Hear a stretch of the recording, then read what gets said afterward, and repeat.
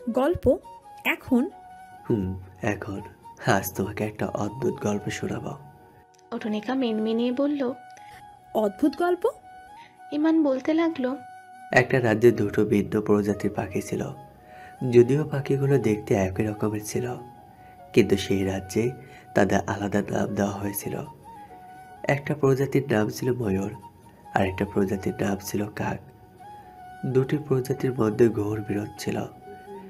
একদিন কাক প্রজাতির পাখিটি উড়ে এসে ময়ূরের কক্ষে আটকে গেল। এরপর তাদের বন্ধুত্ব হলো। ময়ূর আর কাক প্রেমে পড়ে গেল। ময়ূর জানতই না তার প্রেমিক পাখিটি কাক প্রজাতির, কিন্তু কাক পাখিটা জানত। সে চাইতো ময়ূরকে নিয়ে দৌড়ে কোথাও চলে যেতে, চাইতো প্রজাতির নামটাই মুছে দিতে, কিন্তু তার হাতে কিছুই ছিল না। ইমান থেমে গেল। অরুণিকা আগ্রহী কণ্ঠে বলল। কাক পাখিটি তো ময়ূর পাখিটিকে জানাতে পারতো, জানলে হয়তো সব ঠিক হয়ে যেত। ইমান মলিন মুখে বলল। সব পরিচয় প্রকাশ করা যায় না। ও, তারপর কি হলো? কি আর হবে, কাক তার ময়ূরকে হারিয়ে ফেললো, আর চিরজীবন একাই রয়ে গেল। ময়ূর পাখিটি কি করলো? ময়ূরে বিয়ে করলো, আর কাক পাখিটিকে ভুলে গেল। ময়ূরের ভালোবাসা একদম ঠুনকো ছিল, আজ আছে তো কাল নেই। অরুণিকা ইমানের পাশ থেকে উঠে দাঁড়ালো। ইমান অরুণিকার হাত ধরে বলল। সব ময়ূরই দিন শেষে স্বামীকে ভালোবাসে।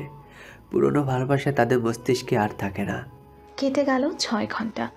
6 ঘন্টা পর দরজা খোলার শব্দ পেয়ে ইমান চোখ খুলল। দরজার ওপাশে আহানাবকে দেখে সে চমকে উঠল। আহানাব দরজার সামনে স্থির হয়ে দাঁড়িয়ে আছে।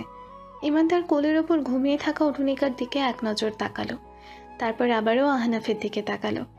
আহনাফ হাত মুঠো করে ঘরটিতে ঢুকতেই দেখল পেছনে আরবান তালুকদার দাঁড়িয়ে আছেন।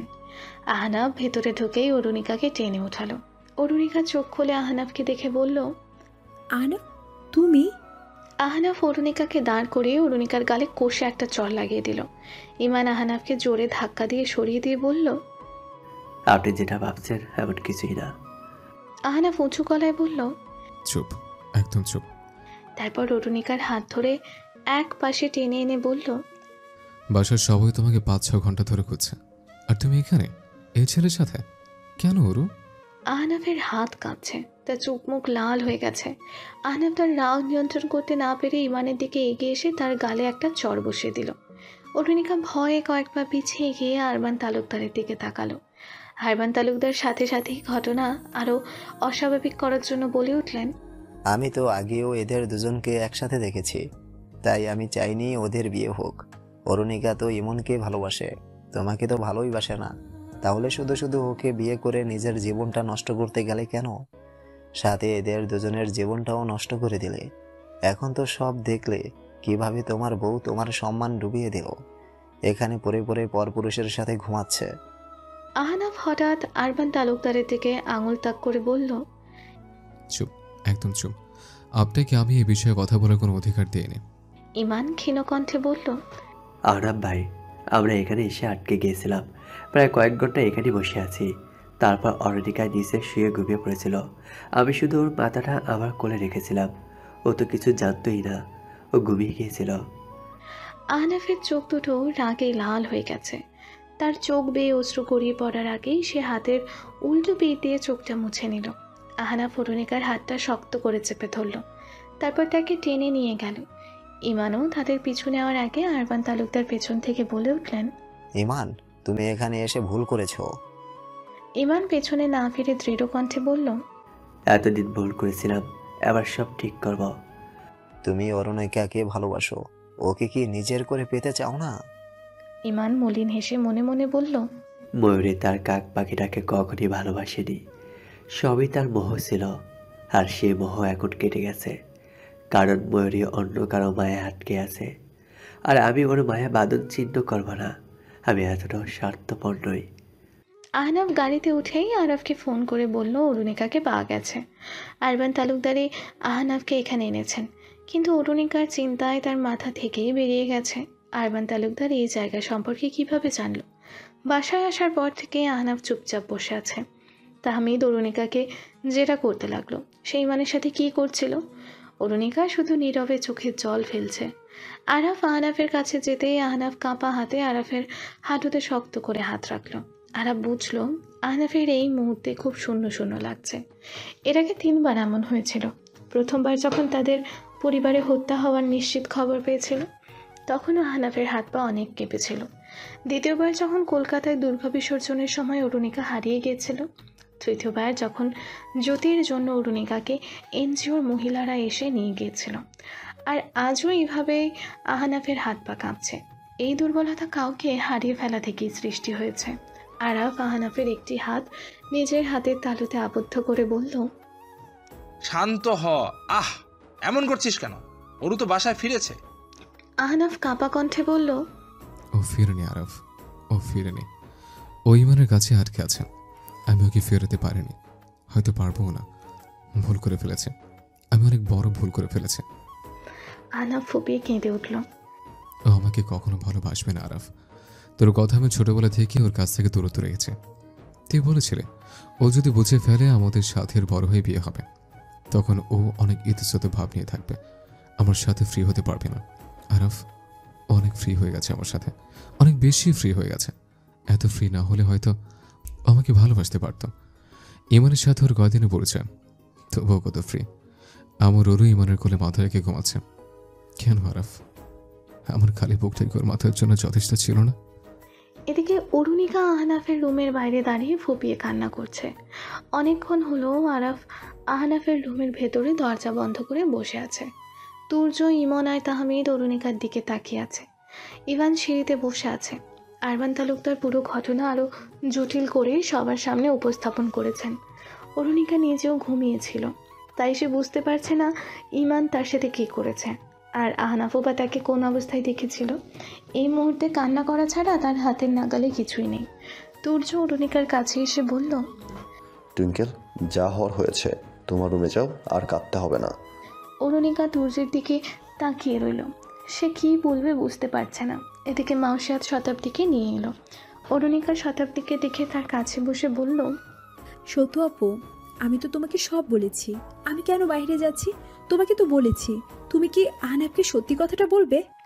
ইমান চেঁচিয়ে বলল, ও কিভাবে বলবে? ও কি কথা বলতে পারে? তাহমিদ ইভানকে চুপ করিয়ে দিয়ে বলল, আগে আমরা অরুণিকাকে কথা বলার সুযোগ দিই। তাহমিদ আহনাফের দরজায় কড়া নাড়তেই আরব দরজা খুলে দিল। তাহমিদ বলল, অরুণিকা কিছু বলতে চাইছে, মাঝে মাঝে চোখের দেখাও ভুল হয়, আমাদের ওর কথাটা তো অন্তত শোনা উচিত। তুর্য বলল, আহনাফকে বল একটু ওর কথা শুনতে। আমাদের টুইঙ্কেল এমন কিছু করবে না। আর তোরা আরবান মামার কথা বিশ্বাস করেছিস?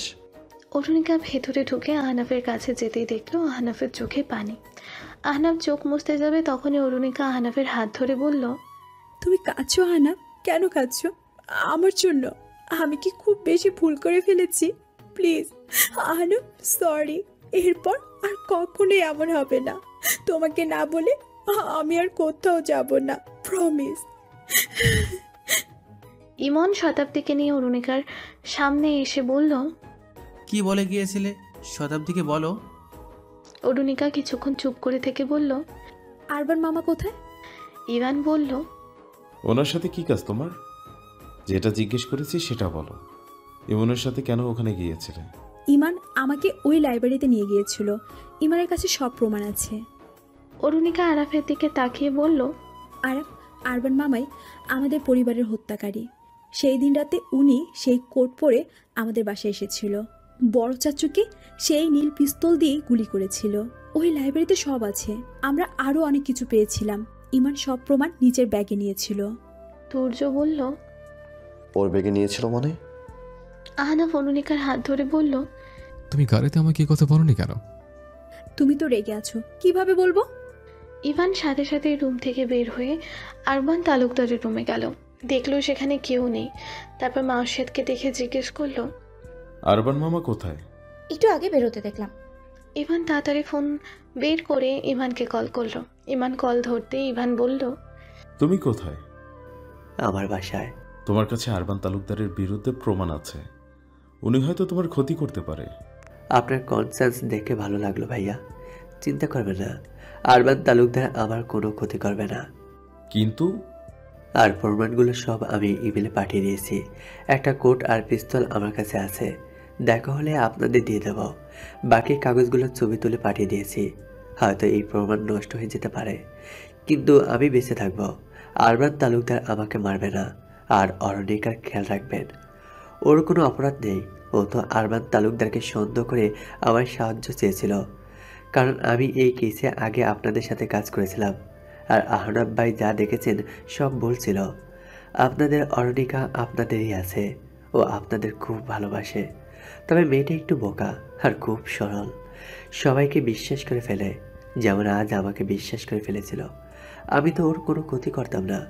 ভালোবাসা মানুষ শত্রু হলেও তার ক্ষতি করা যায় না। ভালোবাসা এমন একটা রোগ, সাথে থাকলেও প্রাণ দেয়, দূরে গেলেও প্রাণ দেয়। অফিস থেকে বের হয়ে গাড়িতে উঠতে যাবে তখনই কেউ একজন ইভানের হাত আঁকড়ে ধরল। ইভান পিছু ফিরে দেখলো সানায়া দাঁড়িয়ে আছে। সানায়াকে দেখে সে প্রচণ্ড অবাক হলো। আজ অনেকদিন পর সে সানায়াকে দেখছে। এই কয়েকদিনের মধ্যেই সানায়ার মুখে মলিনতার ছাপ ভেসে উঠেছে। পরিপাটি করে রাখা চুলগুলো আজ বড্ড অগোছালো। পরনের জামাটিতেও ভাঁজ পড়ে গেছে, হয়তো আলমারির কোণা থেকে তুলে এনেই গায়ে পরে নিয়েছে। আজ তার ঠোঁট জোড়ায় ব্র্যান্ডেড লিপস্টিকের ছোঁয়া নেই, বরং প্রচণ্ড তাপদাহে যেমন মাঠঘাট শুকিয়ে চৌচির হয়ে যায়, ঠিক তেমনি সানায়ার ঠোঁট জোড়ায় শুষ্কতা বিরাজ করছে। চোখ দুটি দেখে মনে হবে বেশ কয়েকদিন ঘুম হয়নি। সানায়ার এমন বিধ্বস্ত চেহারা দেখে ইভানের মনটা হাঁসফাঁস করতে লাগলো।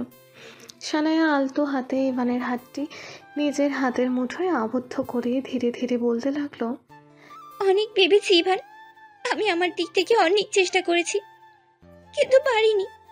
আমি তোমাকে বলতে পারিনি ইভান। ইভান কিছু বলতে যাবে তখনই সানায়া তাকে থামিয়ে দিয়ে বলল, প্লিজ আমাকে বলতে দাও। ইভান সানায়ার থেকে নিজের হাতটা ছাড়িয়ে নিল। তারপর হাত দুটো বুকে গুজে গাড়িতে হেলান দিয়ে সানায়ার দিকে তাকালো। সানায়া ইভানের হাবভাব দেখে বুঝলো ইভান তার কথাগুলো বাধ্য হয়েই শোনার জন্য দাঁড়িয়েছে। নয়তো ব্যক্তিগতভাবে ইভানের তার কথা শোনার মতো কোনো আগ্রহ নেই। সানায়া ইভানের ভাব দেখেই ভেতর থেকে আরও ভেঙে পড়ল। তার চোখ জোড়া অশ্রুসিক্ত হয়ে উঠল। সে মাথা নিচু করে চোখ মুছে নিল। তারপর আবারও বলল, আমি জানতাম না যে আমার রক্তের দোষ এতই বেশি হবে, যার জন্য আমি কখনোই কাউকে ভালোবাসতেই পারবো না, বা কারোর ভালোবাসা পাওয়ার জন্য নিজেকে যোগ্য ভাবতেই পারবো না। আমার বাবা অনেক অন্যায় করেছে, আমার ভাইও অন্যায় করেছে। আমি শুধু এতটুকুই জানি, আমি কোনো অন্যায় করিনি। আমি শুধু বন্ধু চেয়েছি, ভালোবাসা চেয়েছি, কিন্তু আমার বন্ধু হতেই চাইতো না। তাই আমি জোর করি বন্ধু করতে চাইতাম। একাকিত্ব কি কারো ভালো লাগে বলো? তার চেয়ে তো মরে যাওয়াই ভালো। ভাইয়ার সাথে রাহির সম্পর্ক শুরু হওয়ার পর থেকে রাহিও আমাকে তেমন একটা সময় দিতেই পারতো না। তোমার সাথে থাকলে আমি আলাদা কিছু অনুভব করতে পারতাম। আমি জানি না, আমি হয়তো আমার অনুভূতি প্রকাশ করতেই পারছি না, কিন্তু তুমি পাশে থাকলে সত্যি আমার অনেক শান্তি লাগে। তুমি কি সব ভুলে আমাকে ভালোবাসতে পারবে না? মিথ্যে মিথ্যেই ভালোবাসতে পারবে? সানায়া ধরা গলার আবদারগুলো ইভানকে অস্থির করে তুলছে। সে কিছুক্ষণ চুপ করে রইল। সানায়া অধীর আগ্রহে ইভানের উত্তরের অপেক্ষায় তার দিকে চাতক পাখির মতো তাকিয়ে আছে। ইভান অনেকক্ষণ পর দীর্ঘশ্বাস ফেলে বলল, আমি খুব ঝামেলার মধ্যে আছি। পুরনো ঝামেলার মধ্যে নতুন ঝামেলা চাচ্ছি না, প্লিজ। সানায়া ক্ষীণ কণ্ঠে বলল, আমি ঝামেলা? ইভান দৃঢ় কণ্ঠে বলল, হ্যাঁ, এই মুহূর্তে আমার তোমাকে ঝামেলাই মনে হচ্ছে। সানায়া হঠাৎ ইভানের শার্ট খামচে ধরে বলল, তাহলে কেন আমাকে মিথ্যে আশা দিয়েছো? কেন আমাকে স্বপ্ন দেখিয়েছো? লিসেন সানায়া, আমি তোমাকে নিয়ে বাহিরে ঘুরতে গিয়েছি, তার মানে এই নয় যে আমি তোমাকে ভালোবাসি। আচ্ছা, তাহলে আমার এতটা কাছে কেন এসেছো? তোমার স্পর্শ আমাকে অনুভব করতে বাধ্য করেছিল যে তুমি আমাকে নিয়ে ভিন্ন কিছু ভাবো। বন্ধুত্বই যেহেতু ছিল, তাহলে কেন প্রেমিক পুরুষের মতো আমাকে নিজের কাছে টেনে নিতে? ইভান চুপ করে রইল। হুট করেই তার অতীতের কথা মনে পড়ে গেল। যখন মাউশিয়াতকে কষ্ট দেওয়ার জন্য ইমন শান্তনীর সাথে ভালোবাসার অভিনয় করেছিল, শান্তনীও সেদিন ইমনকে এমন প্রশ্ন করেছিল, আর শেষমেশ শান্তনীর মৃত্যু হলো। এখনও সে শান্তনীকে ভুলতে পারেনি। এক বুক অভিমান নিয়ে মেয়েটা পৃথিবী থেকে বিদায় নিয়েছিল। আর আজ সানায়াও সেই একই স্থানে দাঁড়িয়ে আছে। ইভান চায় না সানায়ার সাথে খারাপ কিছু হোক। শান্তনী যদিও খুব শক্ত মনের মেয়ে ছিল, কিন্তু সানায়া মারাত্মক দুর্বল। সে যদি কোনো ভুল সিদ্ধান্ত নিয়ে ফেলে। ইভান অনুশোচনা নিয়ে সানায়াকে বলল, সরি সানায়া, আমি তোমার সাথে অন্যায় করেছি, কিন্তু যা করেছি প্রতিশোধ স্পৃহা থেকেই করেছি। সাহিল মির্জা তোমার বান্ধবী রাহির জন্য আরাফকে ভয়ঙ্করভাবে মেরেছিল। সেদিন আরাফের সাথে খারাপ কিছু হতে পারত। ডাক্তার ওকে ভালোভাবে চেক আপ করে বলেছিল অল্পর জন্য বড় কোনো ক্ষতি হয়নি। ওর শরীরের অভ্যন্তরে নানা সমস্যা দেখা গিয়েছিল। আরাফের সাথে যা হয়েছিল আমি সাহিল মির্জাকে কিভাবে ফেরত দেব বলো? তুমি ছাড়া আমার কাছে কোনো উপায় ছিল না। তুমি আমার সাথে বন্ধুত্ব করার জন্য উঠে পড়ে লেগেছিলে, আর আমি সেই সুযোগটা কাজে লাগিয়েছিলাম। সানায়া মলিন হেসে বলল, আর তুমি ভেবেছো আমার মন ভাঙলে সাহিল মির্জা দুর্বল হয়ে পড়বে? ইভান চুপ করে রইল। সানায়া আবারও বলল, ভাইয়ার সাথে আমার অনেক দিন কথাই হয়নি। হ্যাঁ, ভাইয়া কষ্ট পেয়েছিল ঠিকই, কিন্তু ভেঙে যায়নি। এখনো প্রতিদিন অফিসে যায়, খাওয়া দাওয়া করে, বউকে নিয়ে ঘুরতে চাই। ভাইয়া তো দিব্যি ভালো আছে, শুধু আমিই ভালো নেই। সানায়া কিছু একটা ভেবে বলল, হ্যাঁ, তোমার পরিকল্পনা সাকসেস করার একটা উপায় আছে। যদি আমি একটা সুসাইড নোট লিখে ভাইয়াকে দায়ী করি এই পৃথিবী থেকে মুক্তি নেই, তাহলে ভাইয়ার অনেক কষ্ট হবে। ও তখন চুলেই পুড়ে মরবে। আমি আজ বাসায় গিয়ে এই কাজটাই করব। এমনভাবেই নোট লিখবো যাতে সাহিল মির্জা যতদিন বেঁচে থাকবে ততদিন অনুতাপের আগুনে জ্বলতেই থাকবে। এরপর দেখা যাবে সেও আমার চিন্তায় হার্ট অ্যাটাক করে ফেললো। তখন তোমার প্রতিশোধও পূর্ণ হয়ে যাবে। ইভান সানায়ার হাত ধরে বলল, তুমি এমন কিছু করবে না সানায়া। তুমি যদি এমন কিছু করো তাহলে তোমার ভাই অনুতাপে মরুক আর না মরুক, আমি নিজেকে ক্ষমা করতে পারবো না। আমি যেহেতু অন্যায় করেছি তাই ক্ষমা চাচ্ছি। আর তুমি এখন বাসায় যাও, রেস্ট করো। আমার একটু তাড়া আছে। আমি সত্যি অনেক বড় সমস্যার মধ্যে আছি। সমস্যার সমাধান হলে আমি তোমার সাথে দেখা করব। ইভানের শেষ কথাটি শুনেই সানায়ার মনের মধ্যে আশার সঞ্চার ঘটল। ইভান এরপর গাড়িতে উঠে বসল। সিটে হেলান দিয়েই ইভান চোখ বন্ধ করল আর মনে মনে ভাবল, সানায়াকে এমন কথা না বললে সে ভুল সিদ্ধান্ত নেওয়ার কথা ভাবত। অন্তত এখন আশা নিয়েই থাকুক। আশায় তো মানুষকে বেঁচে থাকার প্রেরণা দেয়। রাতে নিজের ঘরে ঢুকেই রাহি অনেক অবাক হলো। পুরো রুম মোমবাতি দিয়ে সাজানো। সে কিছুটা অবাক হয়ে বলল, কি করছো সায়ু? রাহির কণ্ঠ শুনে সাহিল মুচকি হেসে রাহির দিকে এগিয়ে এলো। তারপর রাহির হাত ধরে তাকে কাছে টেনে এনে বলল, সেলিব্রেশন করছি, এখন থেকে তো আমার উপরে নতুন দায়িত্ব পড়েছে। রাহি হালকা হাসলো। রাহির হাসি দেখে সাহিল বলল, মনে হচ্ছে গুড নিউজটা তোমার জন্য ব্যাড নিউজ ছিল। রাহি অবাক হয়ে বলল, এসব কি বলছো সাহিল? ঠিকই তো বলছি, তুমি তো আমার বাচ্চার মা হতে চাওনি, আমি তোমাকে বাধ্য করেছি, তাই নিউজটা তোমার জন্য খারাপ। বাচ্চাটা আমারও। কিন্তু তার বাবা তো আমিই হব, মিস্টার আরাফ চৌধুরী তো আর হবে না। রাহি সাহিলকে এক ধাক্কায় সরিয়ে দিয়ে বলল, আরাবকে এর মধ্যে কেন আছো? আমি কতবার তোমাকে বুঝিয়েছি আরাব আমার মানুষ হিসেবে ভালো লাগতো। সাহিল রাহিকে নিজের বাহুডোরে আবদ্ধ করে নিয়ে বলল, রাহি, আরাফকে তুমি যেমন মানুষ ভাবার ভাবো, আমার কোনো সমস্যা নেই, কিন্তু একটা সময় তো আমি মানুষটা তোমার প্রিয় ছিলাম, আর এখন আরাফ তোমার প্রিয়। আর আমাকে দেখো, কত দেশে ঘুরছি, কত মেয়েকে দেখছি, কিন্তু তোমার নেশা ছাড়তে পারছি না। সাহিল মির্জা যতই খারাপ হোক, বেঈমানি করুক না কেন, যার হাত একবার ধরে তার হাত কখনো ছাড়ে না। রাহি সাহিলের হাত ধরে বলল, যেই মানুষ একটার পর একটা অন্যায় করে তাকে কি করে বিশ্বাস করা যায়? সাহিল মির্জা হাসতে লাগলো। হাসতে হাসতে তার চোখে পানি চলে এলো। সে হঠাৎ হাসি থামিয়ে বলল, যখন আমি থাকবো না তখন আমার গুরুত্বটা বুঝবে। আসলে কি জানো বউ, মানুষ পেয়ে গেলে অবহেলা করে, না পেলে আক্ষেপ করে, আর পেয়ে হারিয়ে ফেললে আফসোস করে। বউ, আমি তোমাকে আফসোস করতে দিব না। এদিকে ইসমাম মুন্সি বিধ্বস্ত মুখ নিয়ে বসে আছে। ইভান এসে ইসমাম মুন্সির কাঁধে হাত রেখে বলল, ইসমাম ভাই, কি হয়েছে আপনার? অফিসে আসার পর থেকে মুখ বার করে রেখেছেন। ইসমাম কাপা কণ্ঠে বলল, শাহিদ মির্জা বাবার নামে মামলা দিয়ে এসেছে। কেন? আমার বাবা নাকি ওদের মেয়েকে অপহরণ করার চেষ্টা করেছে। কোন মেয়ে? সানায়া? না, সাবা। আমি যাকে ভালোবাসি, আর সাবাও তো আমাকে ভালোবাসে। শুধু শুধু ওর বাবাই আমাদের সম্পর্কটা মেনে নিচ্ছে না। আমি না আর এসব মানসিক চাপ নিতে পারছি না। ইমন ইসমাম মুন্সিকে সান্ত্বনা দেওয়ার জন্য এক একটা কথা বলছে, কিন্তু ইসমাম একটা বাক্যেও সান্ত্বনা পাচ্ছে না। তখনই তাদের কেবিনে আহনাফ ঢুকলো। আহনাফকে দেখে ইসমাম বলল, কি খবর? কোনো খবর পেয়েছো? আহনাফ বলল, না, তার কোনো খবর পাচ্ছি না।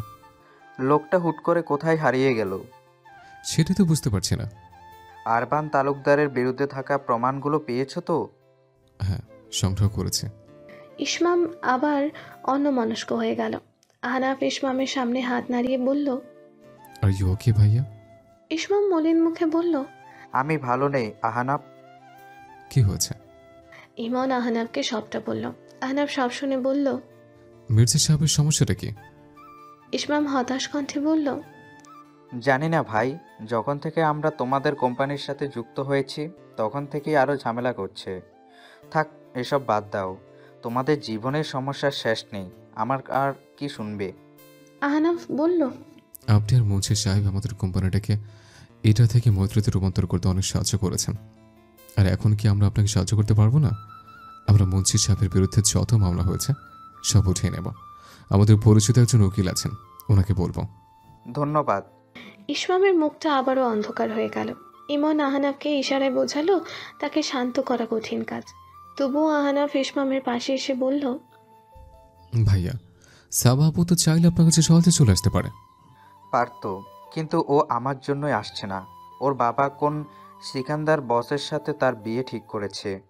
এই সিকান্দার সম্পর্কে আমি সব তথ্য বের করেছি। মারাত্মক ভয়ঙ্কর লোক, তার রন্ধে রন্ধে সন্ত্রাসী। শুনেছি অনেক বড় বড় খুন করে সে নিবিড়ে চলাফেরা করে। আহনাফ আর ইমন একে অপরের মুখ যাচাই করতে লাগলো। তখনই ইসমাম আবারও বলল, এই সিকান্দারকে আজ পর্যন্ত কেউ দেখেনি, শুধু শাহেদ মির্জাই দেখেছিল।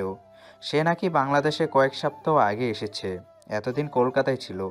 প্রায় 15 বছর আগে সে কলকাতায় চলে যায়। বাংলাদেশে নাকি কার সাথে বড় একটা ঝামেলা হয়েছিল, তাই দেশ ছেড়েছিল। আর যাই বলো, আমার না মন মানছে না।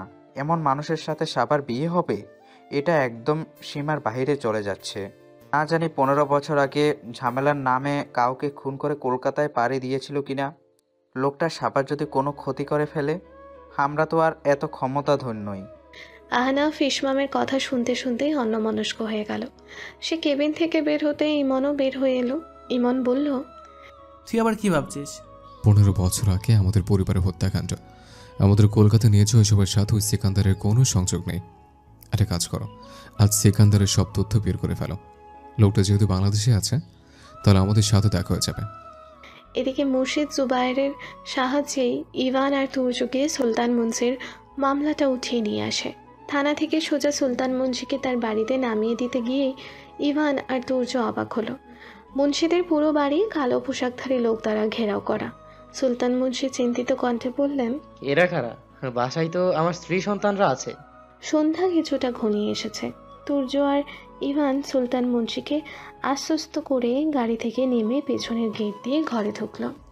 ভেতরে সুলতান মুন্সির পুরো পরিবার কান্নাকাটি করছে। তুর্য আর ইভান তাদের পেছনের গেট দিয়ে বের করার আগ মুহূর্তেই হঠাৎ গোলাগুলির শব্দ হতে লাগলো। তারা বাড়ি থেকে বেরিয়ে গাড়ির কাছে এসে সবাইকে কোনোভাবে গাড়িতে বসিয়ে এলাকা থেকে বের হয়ে গেল। টুইঙ্কেল হাউসে আতঙ্ক ভিড় করেছে। শাহবাজ খান, মুর্শিদ জুবায়ের আর রিয়াজুর রহমানও এসেছেন। সুলতান মুন্সির পুরো পরিবার টুইঙ্কেল হাউসে আশ্রিত। 15 বছর আগের রাতটা যেন এবার মুন্সি গ্রুপের ওপরই নেমে এলো। ভাগ্য ভালো, ঠিক সেই মুহূর্তে ইভান আর তুর্য তাদের উদ্ধার করে নিয়ে এসেছিল, নয়তো আরও একটা কাল রাত সৃষ্টি হতে পারত।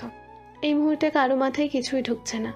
তবে ঘুরে ফিরে সবার একটা বিষয়ই মাথায় গেল, আর তা হলো হয়তো মৈত্রীদের সাথে কাজ করছে, তাই মুন্সি গ্রুপকে নিশ্চিহ্ন করার পরিকল্পনাটা করা হয়েছে। রিয়াজুর রহমান বললেন, এই বাড়িটাও কারোর জন্য নিরাপদ মনে হচ্ছে না। সুলতান সাহেবের পুরো পরিবার আজ না হয় আমার নতুন বাড়িতেই উঠুক। এবার শাহবাজ খান বললেন, আমি বাইরে পুলিশ প্রোটেকশনের ব্যবস্থা করছি। সুলতান মুন্সি বললেন, আমরাও তাহলে এই বাড়িতেই থাকি। সুলতান মুন্সি যে কোনোভাবেই রিয়াজুর রহমানকে বিশ্বাস করতে পারছেন না, তা আহনাফ ভালোভাবেই বুঝেছে। সে মুন্সি সাহেবকে আশ্বস্ত করে পাঠিয়ে দিল। পুরো রাত কেউ আর ঘুমাতে পারেনি।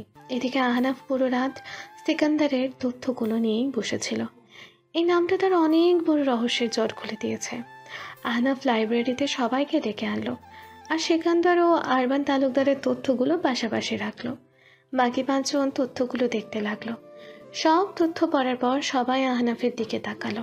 আহনাফ হালকা হেসে বলল, অপরাধী ধরা খাওয়ার ভয়ে ভুল করে ফেলে, আর সে ভুল করে ফেলেছে আসল খুনি। তাহলে আমরা যেটা ভাবছি তুইও সেটাই ভাবছিস? হ্যাঁ, শুধু একটা ছোট্ট হিন্টস পেলে আমি নিশ্চিত হব আসল খুনিকে। রহমতুল্লাহ শুধু আরবান তালুকদারের নাম স্বীকার করেছে, কারণ সে জানে আমরা আরবান তালুকদারের সব সত্য জেনে ফেলেছে। কিন্তু সে কিভাবে জানলো এটা? আমরা ছাড়া তার সাথে আর কেই বা দেখা করতে গিয়েছিল? সবার হাত মুঠো হয়ে এলো। এত বছর পর তারা আসল খুনির সন্ধান পেয়েছে, কিন্তু শুধু বাকি আছে একটা সূত্রের, আর এই সূত্র হয়তো তারা কালই বের করতে পারবে। এদিকে আরবান তালুকদার কাউকে ফোন করে বলছেন, আজ যা হয়েছে তারপর আমাদের হাতে কালকের দিনটাই বাকি। রুকন ধরা না পড়লে আমরা আরও সুন্দরভাবে আমাদের কাজটা করতে পারতাম। আমি চেয়েছি আমাদের ছেলের সাথে অরুণিকার বিয়ে দিয়ে পুরো মৈত্রী সম্পত্তি ভাগ নিতে, কিন্তু তার সম্ভব হয়নি। এবার শেষ কাজটাই বাকি। বিনিময়ে কিছু না পেলেও শান্তিতে মরতে পারবো। আগামীকাল মুরাদপুরে ঠিক বিকেল 3টায় বোমটা ব্লাস্ট হবে, আর এই 6 জন তাদের মৃত্যুর পেছনে দৌড়াবে। কালই কয়েকশো মানুষের সাথে অরুণিকার দি এন্ড, সাথে আমাদের বিশেষ অতিথিরও কাল শেষ দিন। উপাস থেকে কেউ একজন বলল, এক ঢিলে 2 পাখি, ফেসে যাবে 6 পাখি। কথাটি বলেই উপাসের লোকটি হাসতে লাগলো, সাথে হাসছে আরবান তালুকদারও। সূর্যের আলো চোখে পড়তেই আহনাফের ঘুমটা ভেঙে গেল। চেয়ার থেকে মাথা তুলে আশেপাশে তাকিয়ে দেখলো সে লাইব্রেরিতেই ঘুমিয়ে পড়েছে। তার পাশের চেয়ারে তুর্য মাথা হেলিয়ে দিয়ে ঘুমাচ্ছে। আহনাফ চেয়ার ছেড়ে উঠে সামনের সোফা থেকে একটা কুশন এনে তুর্যের মাথার নিচে দিয়ে আড়ামোড়া ভেঙে লাইব্রেরি থেকে বের হলো। সে নিজের রুমের দিকে পা বাড়াতেই যাবে, তখনই মাওশেতের চেঁচামেচি শুনে থমকে গেল। অরুণিকার রুম থেকেই চেঁচামেচির শব্দটা আসছে। আহনাফ সেদিকে যেতেই আরাফ আর ইভানও নিজেদের রুম থেকে বের হলো। তারা মাওশেদকে কিছু জিজ্ঞেস করতে যাবে, তখনই অরুণিকার রুমে ঢুকে 3 জনই স্তব্ধ হয়ে গেল। মাওশেদ শতাব্দীকে মেঝে থেকে ওঠানোর চেষ্টা করছে, আর ঘরে কোথাও অরুণিকা নেই। আহনাফ পুরো ঘরে অরুণিকাকে না পেয়ে অন্য ঘরে তাকে খুঁজতে গেল। এদিকে ইভান আর মাওশেদ শতাব্দীকে উঠিয়ে হুইল চেয়ারে বসালো। শতাব্দীর চুলগুলো এলোমেলো হয়ে গেছে, তার চোখে মুখে ভীতি। সে নিজের সব শক্তি দিয়ে কণ্ঠ থেকে শব্দ বের করার চেষ্টা করতে চাইছিল, কিন্তু একটা শব্দ বের করতে না পেরে সে কেঁদে দিল। শতাব্দীর ছটফটানো দেখেই সবাই বুঝলো ভালো কিছু হয়নি। আরাফ বারান্দায় গিয়ে এপাশ ওপাশ তাকিয়ে দেখলো বারান্দায় অরুণিকার পায়ের স্যান্ডেলটা পড়ে আছে। স্যান্ডেলটা হাতে নিয়ে সে রুমে এসে দেখলো অন্য স্যান্ডেলটি ঘরের ভেতরে। আরাফ শতাব্দীর সামনে বসে বলল, শতাব্দী, রাতে কি কেউ ঘরে এসেছিল? শতাব্দী চোখের ইশারায় হ্যাঁ বলল। আরাফ ব্যস্ত কণ্ঠে বলল, অরু কোথায়? শতাব্দী বারান্দার দিকে তাকালো। ইভান বারান্দায় এসে ভালোভাবে আশেপাশে তাকালো।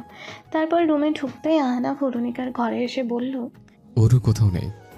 তাহমিদ, তুর্য আর ইমন ততক্ষণে ঘুম থেকে উঠে পড়েছে। তাহমিদ নিচে নেমে বাইরে পাহারারত পুলিশ কর্মকর্তাদের জিজ্ঞেস করলো অরুণিকাকে দেখেছে কিনা, কিন্তু তারা কাউকে ঘরের আশেপাশে আসতে দেখেনি, যেতেও দেখেনি। তারা সবাই চিন্তিত হয়ে বসার ঘরে পায়চারি করছে। মাওশেদ শতাব্দীর হাত ধরে একপাশে বসে আছে। হঠাৎ আরাফের ফোনে একটা কল এলো। আরাফ নম্বর না দেখেই কল রিসিভ করে কাপা কণ্ঠে বলল, হ্যালো হ্যালো অরু। ওপাশ থেকে অট্টহাসির শব্দ ভেসে এলো। আরাফ ভ্রু কুঁচকে বলল, আরবান মামা। আরবান নামটা শুনেই ইমন আরাফের কাছ থেকে ফোন টেনে নিয়ে কলটা লাউড স্পিকারে রাখলো। আরবান তালুকদার বললেন, হ্যাঁ, আমি আরবান তালুকদার, তোমার মামা। ইভান দাঁতে দাঁত চেপে বলল, অরু কোথায়? আরবান তালুকদার আবারও হেসে উঠলেন আর ফ্যাঁস ফ্যাঁসে গলায় বললেন, বাহ বাহ, আমাদের ছোট্ট সোনামনির জন্য তোমাদের কত চিন্তা, জেনে বেশ ভালোই লাগছে। জুবাইর করিম চৌধুরী বেঁচে থাকলে নেহাত বলতেন আমার মেয়ে ভাগ্য নিয়ে এসেছে, সৌভাগ্যবতী অরুণিকা। তুর্য চেঁচিয়ে বলল, কথা না পেঁচিয়ে সোজাসুজি বলুন, অরুণিকা কোথায়? অরুণিকা চৌধুরী ওরফে তোমার টুইঙ্কেল আর ছোট্ট জীবনের শেষ প্রান্তে এসে দাঁড়িয়েছে। এখন সে আল্লাহকে স্মরণ করছে। খুব শীঘ্রই সে তার বাবা মার কাছে চলে যাবে। আহনাফ এই কথা শুনে চিৎকার দিয়ে উঠল। রাগের মাথায় সামনে থাকা ছোট টেবিলটিতে সজোরে লাথি মারল। ইমনের হাত থেকে ফোন টেনে নিয়ে চেঁচিয়ে বলল, ওরুর যদি কিছু হয় আমি তোকে খুন করব। আরবান তালুকদার হেসে বললেন, আগে তো তোমার ছোট্ট বউকে বাঁচাও, তারপর এমন ভারী ভারী বাক্য শোনাবো। এখন তেমন একটা মজা পাচ্ছি না। মজা তো তখন হবে যখন তোমরা 6 জন কুকুরের মতো দৌড়াবে, আর ওইদিকে আমাদের ছোট্ট সোনামণি বিড়ালের মতো মিউ মিউ। আহনাফ আরবান তালুকদারের পুরো কথা শুনল না। রাগের মাথায় ফোনটা মেঝেতে আছাড় মারল। আরাফ আহনাফকে ধাক্কা দিয়ে বলল, ফোন ফেলে দিলি কেন? অরু কোথায় আছে এটা তো জানতেই পারলাম না। আহনাফ আরাফের কলার ধরে বলল, তোর রুমের পাশে ওরুর রুম ছিল, তুই একটু বুঝতে পারিস নি? তোর তো কোনো মাথা ব্যথাই নেই। তুর্য আহনাফকে একপাশে টেনে আনলো। আরাফ স্তব্ধ হয়ে আহনাফের দিকে তাকিয়ে রইল। ইমন আরাফের কাঁধে হাত রেখে নরম কণ্ঠে বলল, ওর মাথা ঠিক নেই, অরুণিকার চিন্তায় উল্টাপাল্টা বকছে। আরাফ ইমনকে সরিয়ে দিয়ে চেঁচিয়ে বলল, আমার চেয়ে বেশি ওর চিন্তা হচ্ছে। অরু আমার প্রাণ, ও আমার বাচ্চা। আমি বাবার মতো ওকে বড় করেছি। আমি শরীর আর মনের সব শক্তি খরচ করে ওকে এত বড় করে তুলেছি। তুই কি বুঝবি আমার মাথা ব্যথা? ইভান চেঁচিয়ে বলল, তোরা চুপ করবি এখন? এভাবে ঝগড়া করে কি কোনো লাভ হবে? এবার তাহমিদ বলল, কেউ বারান্দা টপকে অরুণিকার ঘরে এসে ওকে নিয়ে গেল। আর বাইরের পাহারার তো পুলিশ কর্মকর্তাগুলো কি সারা রাত ঘাস কেটেছিল। এদিকে ইমান ছাদের রেলিংয়ে হেলান দিয়ে এক দৃষ্টিতে ফোনের দিকে তাকিয়ে আছে। অরুণিকার মায়া ভরা ছবি দেখেই যেন তার হৃদস্পন্দন বেড়ে যায়। হঠাৎ তার সহকর্মী ছাদে এসে ব্যস্ত কণ্ঠে বলল, ইমাম, তোমার জন্য খারাপ সংবাদ আছে। অরুণিকাকে পাওয়া যাচ্ছে না। ইমান কথাটি শুনেই চমকে উঠল। সে সাথে সাথেই আরফকে ফোন করলো, কিন্তু আরফের ফোন বন্ধ দেখাচ্ছে। সে এরপর ইমনকে ফোন করলো। ইমন পুরো ঘটনাটি ইমানকে বলতেই ইমান সব বুঝে গেল। ইমনের কল কেটে আরেকটা নাম্বার ডায়াল করলো। ওপাশ থেকে কল রিসিভ হতেই ইমান চেঁচিয়ে বলল, কি করতে চাইছো তুমি বাবা? ওর কিছু হলে আমি তোমাদের কাউকে ছাড়বো না। ওপাশ থেকে শীতল কণ্ঠে ইমানের বাবা বললেন, এটাই হওয়ার ছিল ইমান। মেয়েটা তো তোমার চেয়েও বেশি অন্য কাউকে গুরুত্ব দিচ্ছে, তাহলে ওর বাঁচা মরায় তোমার কি বা আসে যায়? আমি ওকে ভালোবাসি, তাই আমার আসে যায়। ও তোমাকে ভালোবাসে না, আর তোমার ওই মেয়ের নাম মাথা থেকে মুছে ফেলা উচিত। ইমান রাগী কণ্ঠে বলল, অনেক করে ফেলেছ, এবার আর না। আমি সবাইকে তোমাদের কথা জানিয়ে দেব। তোমরা কারা কারা জড়িত আছো সবাইকে ধরিয়ে দেব। ওপাশের লোকটি হালকা হাসলেন, তারপর বললেন, রক্তের সম্পর্কে সবকিছু ঊর্ধ্বে। তুমি পারবে না বাবা, আমি তোমাকে কত কষ্ট করে বড় করেছি। তুমি তোমার বাবার ক্ষতি করতে পারবে না। ইমান কল কেটে দিয়ে ফোনের স্ক্রিনের দিকে তাকিয়ে রইল। বাবা নামটা দেখে তার চোখ ছলছল করে উঠল। পরক্ষণেই তার চোখের সামনে অরুণিকার মায়াবী মুখটা ভেসে উঠল। সে জোরে শ্বাস নিয়ে আস্তে করে ছাড়ল। তারপর আহনাফের নাম্বারে কল দিল। আহনাফ কল রিসিভ করতেই ইমান আহনাফকে কিছু বলতে না দিয়ে বলতে লাগলো, আমি জানি আদিল ভাইয়াকে কে মেরেছিল। আমি জানি হারুন তালুকদারের সাথে কে জড়িত আছে। আমি জানি রহমতুল্লাহ কার কথায় আপনাদের পরিবারের সবাইকে মেরেছিল। আমি এটাও জানি আজ কি হবে আর অরুণিকা কোথায় থাকতে পারে। আমি সব জানি। আহনাফ স্থির হয়ে দাঁড়িয়ে রইল। ইমান তাকে সবকিছু সংক্ষেপে বলল। আহনাফ বলল, আমি কাল রাতে আন্দাজ করতে পেরেছিলাম, কিন্তু তুমি যে তার ছেলে এটা ভাবতেও পারিনি। এখন ওরুকে কোথায় পৌঁছাবে সেটাই বলো। তাদের অনেক দিনের পরিকল্পনা ছিল মুরাদপুরে একটা হামলা করাবে। এই হামলার মূল উদ্দেশ্য সাহিল মির্জাকে মেরে ফেলা। তারা ক্ষোভের বশে অরুণিকাকে মারতে চাইছে। তারা চেয়েছিল অরুণিকার সাথে আরবান তালুকদারের বড় ছেলের বিয়ে দিয়ে 32 সব সম্পত্তি নিজের নামে করে নিতে। যখন জানলো আমি ওকে ভালোবাসি তখন আমাকে বাধ্য করতে লাগলো।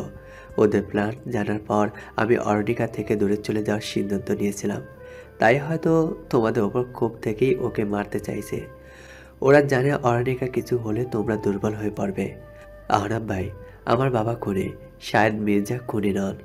রহমতুল্লাহ তোমাদের ব্রেন ওয়াশ করার জন্য শাহেদ মির্জার নাম নিয়েছিল, কারণ শাহেদ মির্জার সাথে রহমতুল্লাহর ব্যক্তিগত সমস্যা ছিল।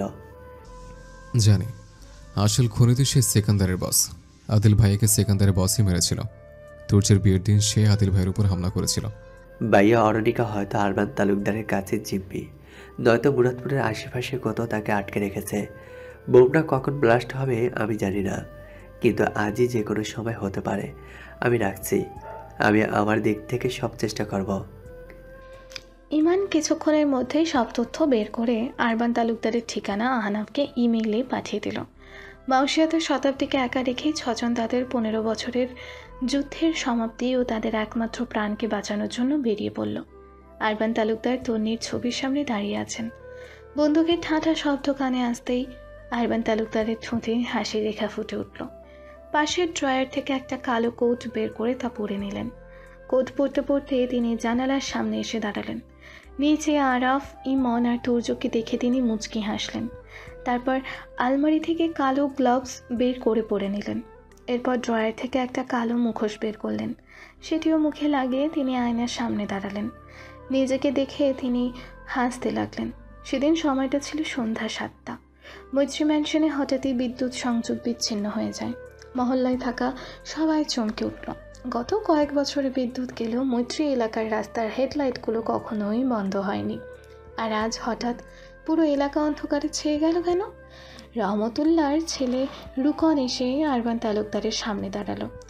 বাড়ির প্রধান গেট, ভেতরের গেট, প্রতিটি বাড়ির সামনের গেটে কজন অস্ত্রধারী পাহারাদার আছে সব তথ্য দিল।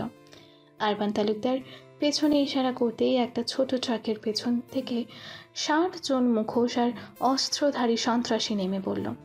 আরবান তালুকদারের হাতের ইশারায় দেরি না করেই 60 জনই মৈত্রী ম্যানশনের প্রধান গেট দিয়ে ঢুকেই গুলি চালাতে লাগলো।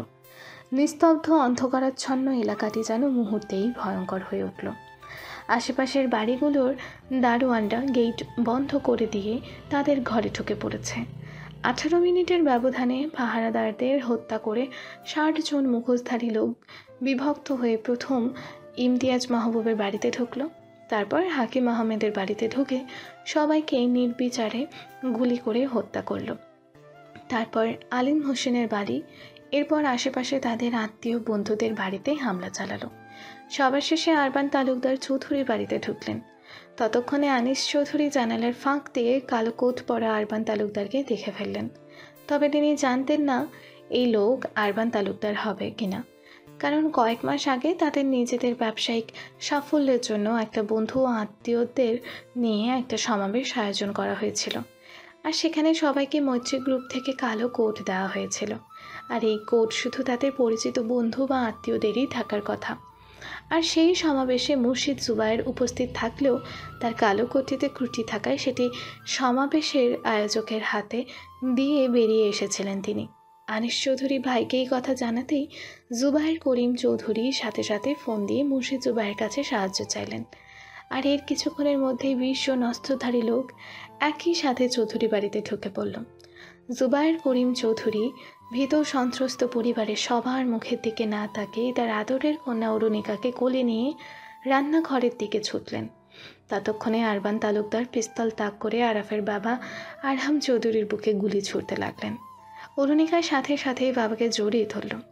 জুবায়ের করিম চৌধুরী মেয়েকে রান্নাঘরের ক্যাবিনেটে বসিয়ে দিয়ে বললেন, আমি না আসা পর্যন্ত তুমি একটা শব্দও করবে না, এখান থেকে বেরও হবে না। অরুণিকা ঠোঁট ফুলিয়ে মাথা হেলিয়ে দিতেই তিনি ক্যাবিনেটের দরজা বন্ধ করে রান্নাঘর থেকে বেরিয়ে এলেন। তারপর নিজেকে পিলারের আড়ালে রেখে বসার ঘরের টেবিলে রাখা সমাবেশ আসা মেহমানদের তালিকাটি উঠিয়ে নিলেন, কারণ এর মধ্যে খুনির নাম থাকবে। আর তখনই তার উপর কেউ গুলি ছুড়ল। পিঠে আর হাতে 2টা গুলি লাগায় জুবায়ের করিম চৌধুরী মাটিতে ঢলে পড়লেন। এরপর ঘরের সবাইকে মেরে ফেলার পর আরবান তালুকদারের লোকেরা এসে যখন বলল আর কেউ বেঁচে নেই, তখন আরবান তালুকদার মুচকি হেসে বললেন,